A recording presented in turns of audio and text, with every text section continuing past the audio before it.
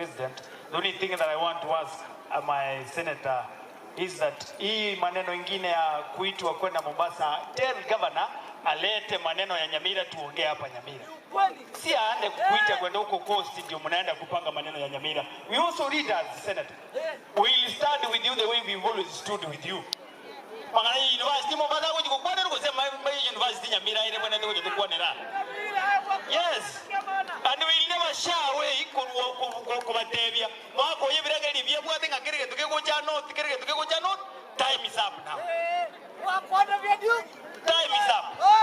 And tell our president, our senators, friend senators, because mimi naona what you always do is good.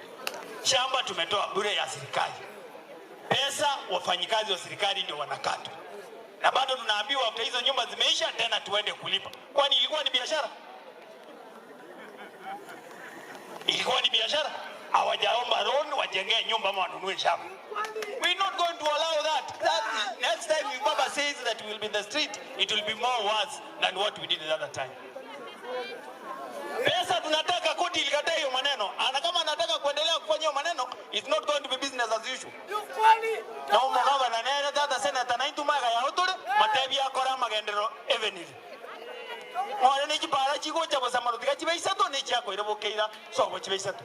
University nere kabiangalia sasa be daraja kuombokera uchi. University ya Rotigebe Nyamira alia asa abantu wantu konyo services. Ya saba seni sako. For you. We believe in you. We hope nothing will go wrong as far as the university that is due to come to Nyamira is concerned. Although Saviramaya make a wise decision.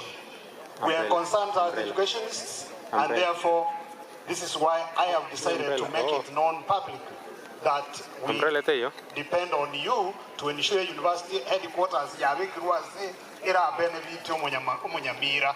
We wish you well. Santi.